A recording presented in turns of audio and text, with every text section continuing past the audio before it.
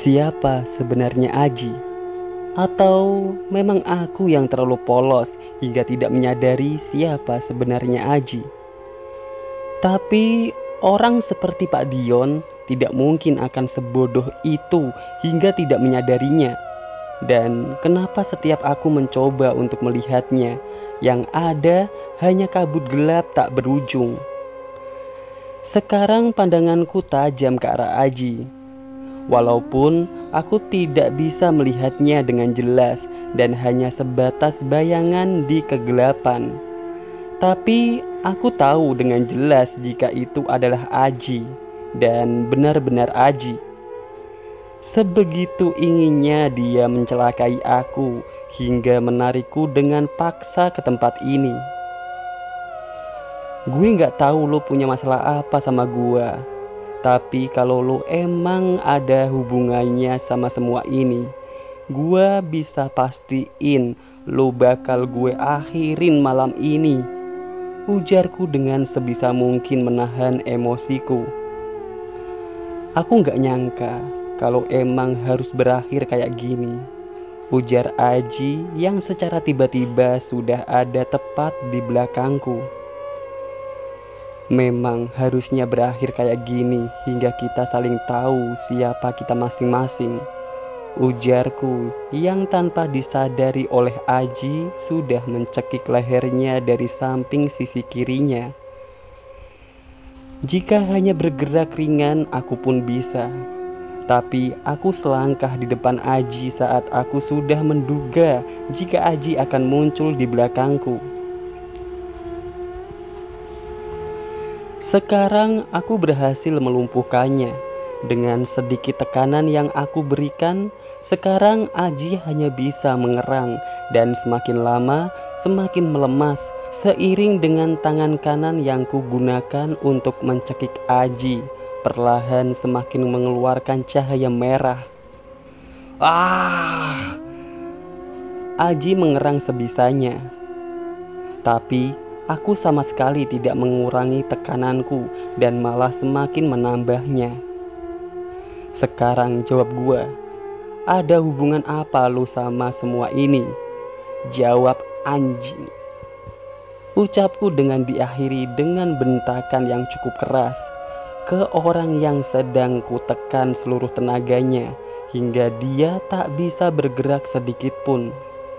Tapi jika ku pikir-pikir, jika Aji dalam keadaan seperti ini, bagaimana dia menjawabku?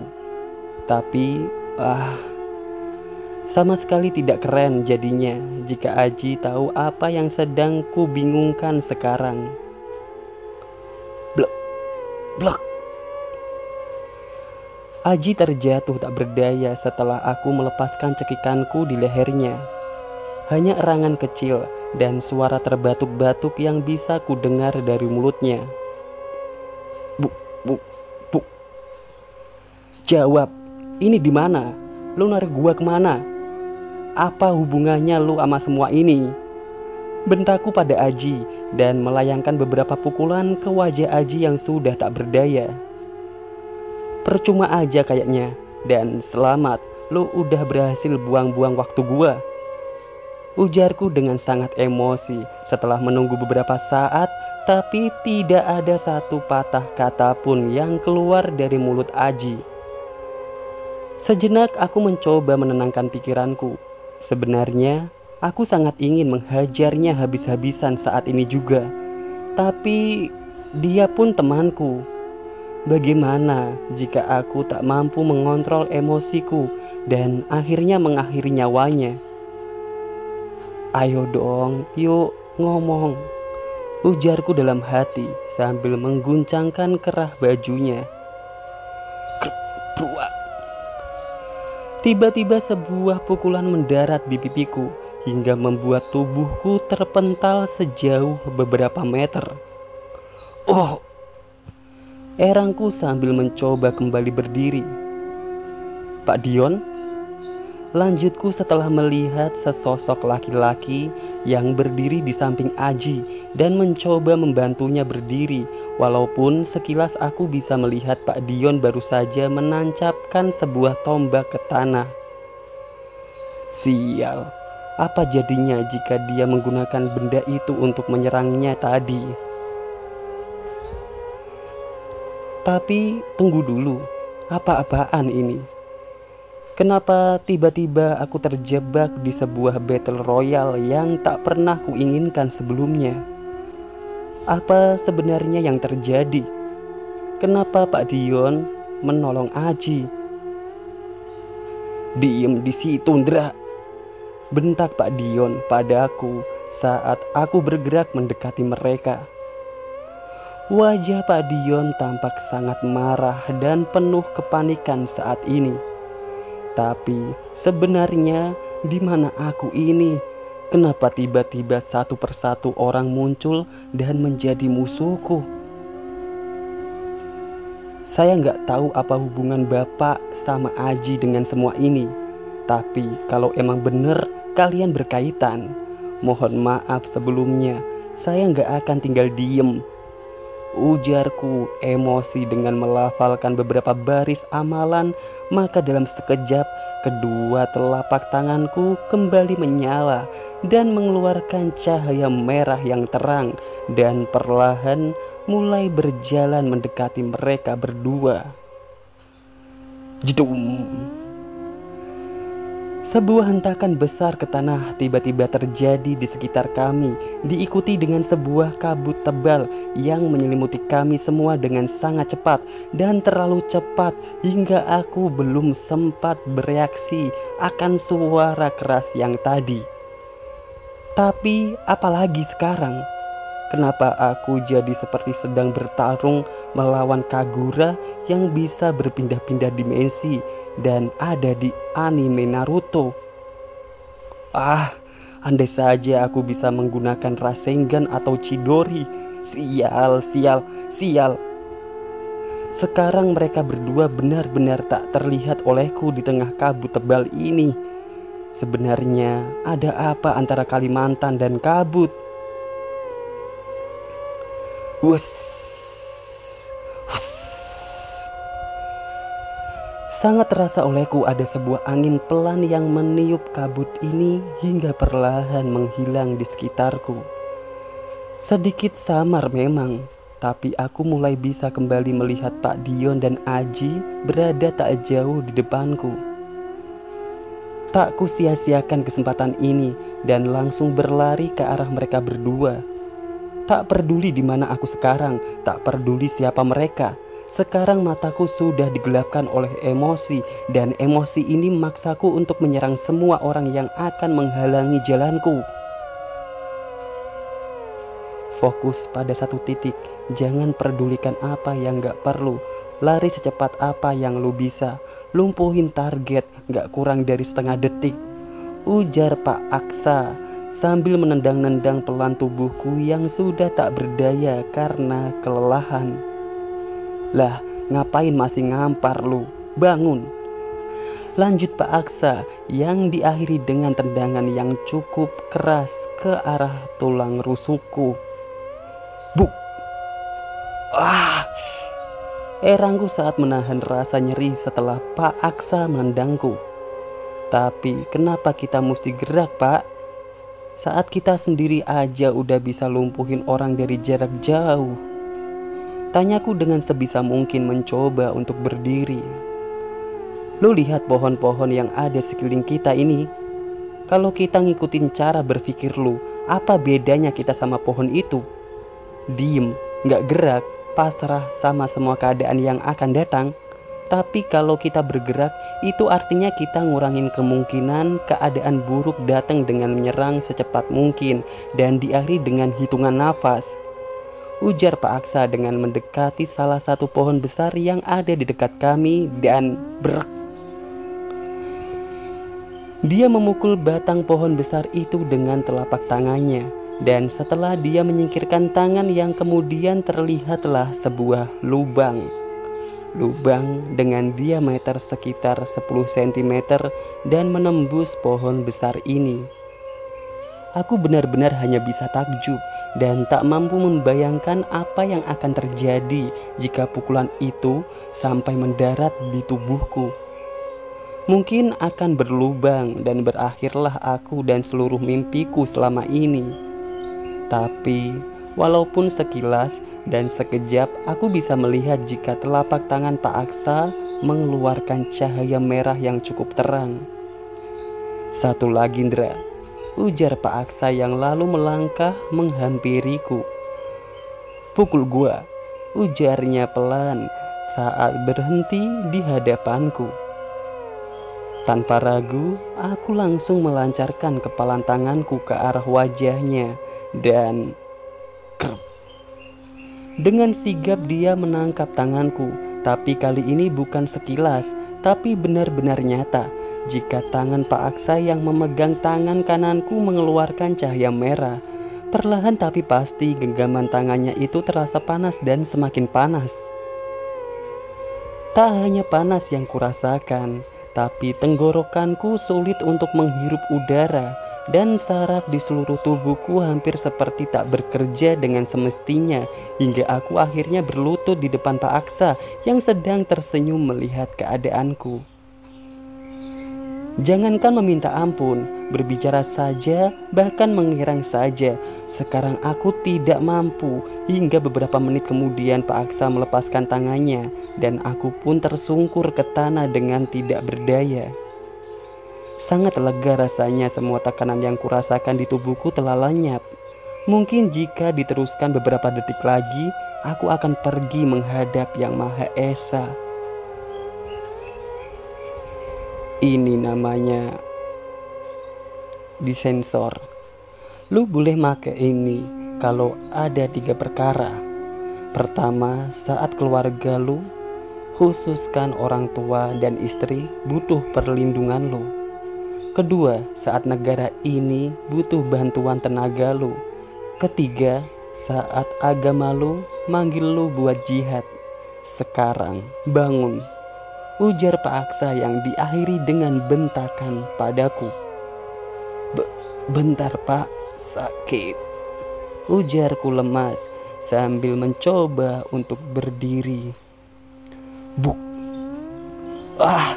lepasin, bentakku pada seseorang yang telah menjatuhkanku dan mengunci tanganku dengan kuatnya.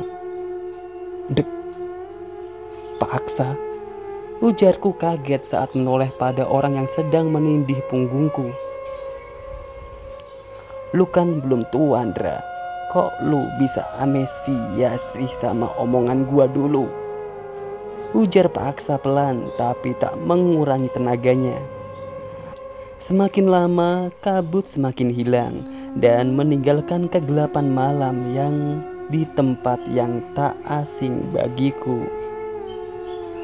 Tempat di mana kepalaku lepas saat aku menantang Pak Sami, dan terang saja semua mata orang yang ada di sini langsung tertuju padaku.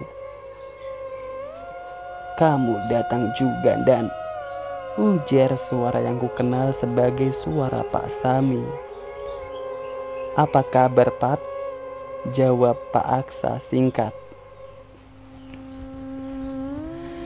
Sejenak suasana hening tercipta di sekitarku seiring dengan diamnya Pak Aksa. Bukan tanpa sebab, tapi dikarenakan saat ini Pak Aksa juga sedang memperhatikan Buning dari posisinya yang sedang menindihku. Lu kenal dia, Ndra? Ujar Pak Aksa dengan berbisik padaku. Aku hanya bisa mengangguk untuk menjawab pertanyaan Pak Aksa yang terdengar pelan di telingaku itu. Tak lain yang dimaksudkan adalah Buning yang sedang berdiri di belakang Roy yang saat ini sedang melihat ke arahku. Tapi jika menyadari saat ini aku sedang diperhatikan oleh orang-orang yang berpakaian mirip dengan Pak Sami dengan memegang persenjataan lengkap cukup mengerikan. Bukan, tapi teramat mengerikan jika mereka semua tiba-tiba menyerangku dengan tiba-tiba. Seret, seret, seret. Tiba-tiba terdengar suara langkah mendekatiku dan Pak Aksa yang setelah aku menengoknya, ternyata itu adalah suara langkah Pak Sami yang mendekati kami dengan wajah yang cukup emosi.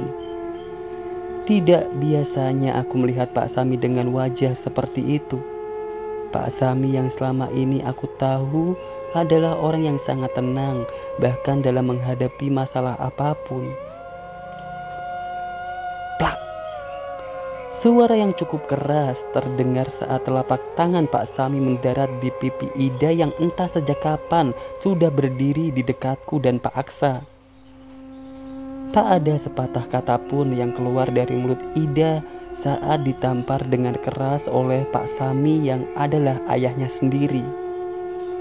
"Apa-apaan kamu, Pat?" ujar Pak Aksa yang langsung melepaskan kunciannya dan berdiri menghampiri Pak Sami. "Kamu seharusnya gak usah kesini lagi," bentak Pak Sami pelan pada Ida. Bukan salah Ida, Pak. Saya yang salah," ujarku tergugup saat mencoba berdiri. "Nanti kamu juga akan dapat gilirannya, Ndra," ujar Pak Sami sambil melihat Pak Aksa yang sudah mengangkat tangannya sebagai tanda dia enggan ikut campur urusan antara aku dan Pak Sami. Lirikku pelan saat melihat ke arah Ida. Ida hanya tersenyum kecil saat mata kami beradu pandang untuk sesaat. Agak canggung aku untuk menanggapi senyuman Ida saat ini, apalagi jika mengingat saat ini aku ada di hadapan ayahnya. Seseorang berbicara entah bahasa asing yang tidak ku mengerti. Dia mengenakan baju seperti Pak Sami, berdiri paling dekat dengan kami yang dari gelagat dan kemana arah wajahnya menuju dapat kuartikan secara pribadi adalah beliau memanggil atau mengajak berbicara Pak Sami. Sesaat itu pula beberapa orang yang sedari tadi ada di belakang Pak Sami langsung memasang kuda-kuda siaga dengan memegang senjata yang ada di pinggang mereka masing-masing, terkecuali si nenek tua itu. Tapi nenek itu kemudian maju beberapa langkah dan menempelkan telapak tangannya di tanah. Entah bagaimana aku menggambarkannya, tapi nenek itu seketika kemudian mencabut sebuah akar pohon yang sangat besar dengan kedua tangannya.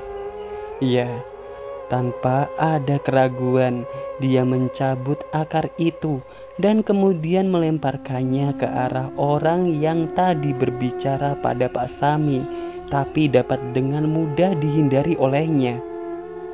Dan ya, akhirnya segala kekacauan yang kami takuti benar-benar terjadi. Pak Sami hanya tertegun saat melihat teman-temannya yang tadi berdiri di belakangnya kini berhamburan mendapat serangan demi serangan dan lemparan demi lemparan. Satu hal yang membuatku takjub adalah mereka dapat dengan mudah menghindari serangan dan lemparan pohon yang cukup besar itu. Tapi sekarang sama sekali bukan waktunya untuk takjub.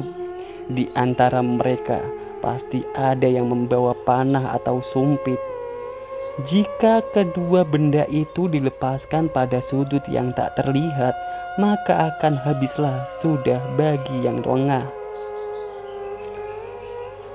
Sejenak aku melihat Pak Sami memberi isyarat pada Roy agar tetap pada tempatnya menjaga Buning agar tak bergerak kemanapun. Dan aku baru tersadar sekarang betapa bodohnya aku tak menyadari sedari tadi. Ternyata Buning sekarang adalah tawanan dari pihak Pak Sami. "Ndra, dan jangan ikut campur," ujar Pak Sami dan lalu berlari maju meninggalkan kami. "Bapak!" teriak Ida dan langsung dipegangi oleh Pak Aksa. Sebenarnya apa ini? Apa alasan mereka semua saling bertarung seperti ini? Dan apa yang harus kulakukan saat ini?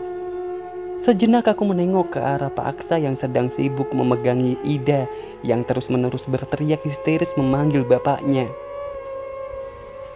Pak Aksa sadar dengan gelagat kebingunganku. Beliau menengok ke arahku dan hanya menggelengkan kepala agar aku tidak ikut campur lebih jauh. Tapi apa aku harus berdiam diri di antara segala kegaduhan dan suara teriakan ini? Iya, aku harus setenang mungkin dan berfokus pada satu tujuanku. Sekarang dia di mana? Buning, di mana dia? Dalam kepanikan ini, aku mengarahkan pandangan ke sekelilingku untuk mencarinya. Dia tidak boleh lolos malam ini. Tak butuh waktu lama setelah akhirnya aku menemukan Buning yang berada tak jauh dari tempatnya berdiri tadi. Setelah beberapa kali memastikan keadaan, hingga aku menemukan celah kosong di antara kelengan Pak Aksa yang bisa dibilang cukup mudah untukku. Grup.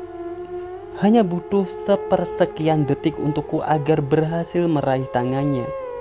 Buning terkejut saat aku dapat meraih tangannya dan kemudian sedikit meronta dan berteriak minta tolong. Entah kepada siapa dia minta tolong. Roy yang sedari tadi menjaganya kini telah berada entah di mana. Kowe arep lapole? Kamu mau ngapain, nak? Teriak Buning sambil mencoba melepaskan tangannya dari cengkramanku. Sebenarnya jujur saja, aku pun bingung harus melakukan apa saat ini. Tak dapat kupungkiri, walaupun tujuanku adalah mengakhiri Buning, tapi perasaan tak tega tiba-tiba saja muncul dan menghambat segala apa yang akan aku lakukan. Tapi dengan mendengar suaranya setelah sekian lama, aku merasa, tidak, sudah cukup semua keraguan-raguan ini. Semuanya harus aku akhiri malam ini juga. Persetan dengan semua yang akan aku hadapi kemudian. Bruk. Sebuah pukulan keras mendarat di pipiku. Sial. Aku melupakan Roy yang sedari tadi menjaga Buning sehingga dia bisa memukul dan membuatku tersungkur ke tanah. Herangku sembari mencoba kembali berdiri. Saat melihatku, Roy langsung menggelengkan kepalanya dan melebarkan kedua tangannya di depan Buning. Sial. Kini Buning ada dalam pelindungan penuh Roy. Sekarang bagaimana caraku mencari celah pada orang ini? Apa yang bisa aku lakukan agar bisa membodohinya? Karena aku sama sekali tak bisa melihat ada celah kelengahan pada orang ini. Tapi maaf kawan, malam ini orang di belakangmu harus mati, ujarku dalam hati dengan melafalkan beberapa amalan dan menghentakkan telapak tanganku ke tanah dengan tujuan melepaskan tekanan udara yang besar pada Buning dengan tanah sebagai perantaranya.